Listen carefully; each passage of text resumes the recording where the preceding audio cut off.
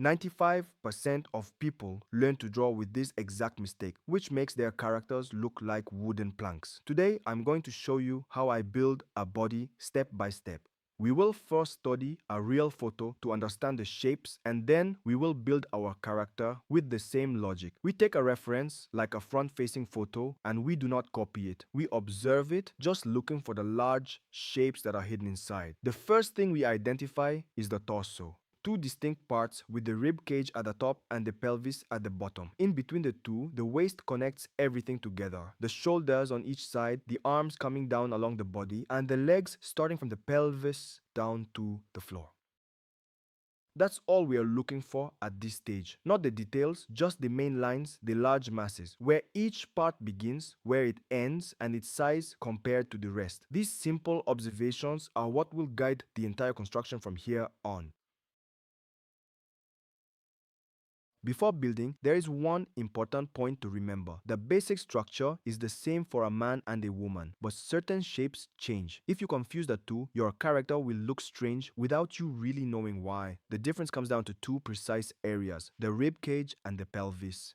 When it comes to men, it is wider and more imposing. The oval is large, almost square on the sides. On the other hand, in women, it is smaller and narrower. Regarding the pelvis, in men, the pelvis is small and straight, forming a compact trapezoid. For women, it is actually wider than the rib cage and takes the shape of a downward pointing triangle. This is what creates the curve of the hips. To summarize, men have a large rib cage and a small, straight pelvis. Women have a small rib cage and a large triangular pelvis. These two little details completely change the entire silhouette. Now we're going to build the body step by step.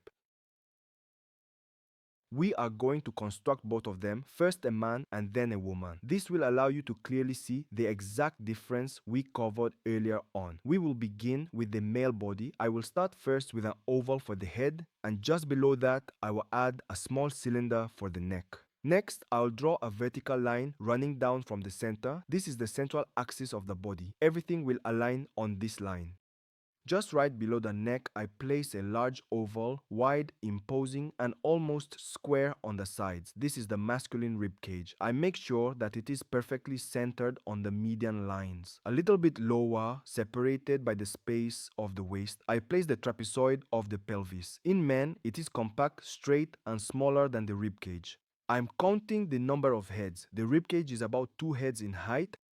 The lower part of the pelvis falls around the fourth head. This is the moment to make corrections if anything is too large or too small. For the shoulders, we draw 2 circles on each side, starting from the top of the rib cage. For the arms, from the bottom of the shoulder circle, I extend a tube down to the bottom of the rib cage, and those are the biceps.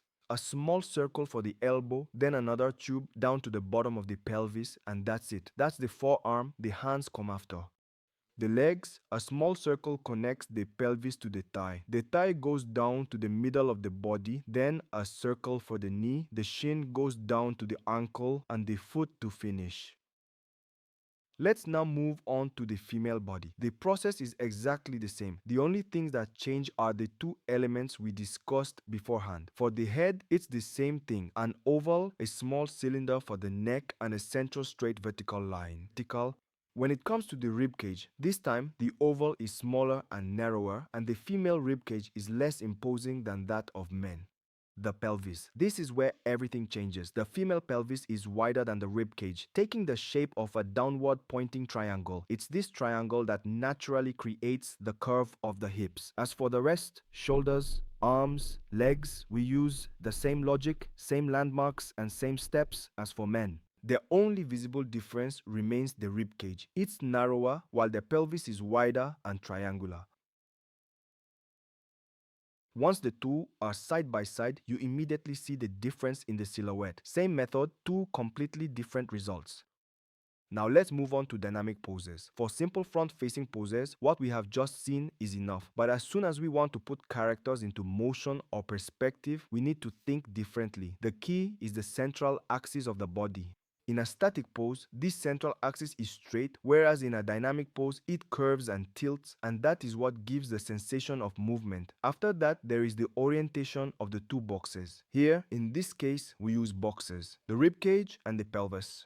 They are no longer parallel to each other, they twist in completely opposite directions. When the rib cage turns to the left, the pelvis compensates to the right. This is what we call counterbalancing, and it makes a pose look natural. And finally, the weight. Where does the character bear their weight? On which leg? Is he pushing, jumping, or stepping back? The answer to this question will dictate the position of everything else. Pelvis tilt, shoulder position, and limb direction. In dynamic poses, we replace ovals with boxes. Not because it changes the method. The reference points stay the same, but boxes instantly show us orientation in space. Now, let's move on to the demonstration. Starting with the standing character. The basic structure is laid out quickly to save time. What really matters here is the weight. My character leans on the right leg, so the right hip rises slightly and the right shoulder drops to compensate. This slight imbalance is what makes the character look alive rather than stiff. Now for the sitting pose. I begin with the pelvis, not the head, not the rib cage. Why? Because in a seated pose, it is the pelvis that defines everything. It tilts backward, the thighs extend forward horizontally. If I place the pelvis first, everything else aligns naturally around it. Conclusion: here is the method. Start with structure first, volume next, and details last. In that order, never the reverse. Whether drawing a simple or dynamic pose, the logic stays the same. Structure does it all. Try this on various poses: standing, sitting, in motion. If you want to share your results or ask any questions, the comments are right there for that. You can find the complete tutorial on the XP Pen community and share your creations with us. See you next time.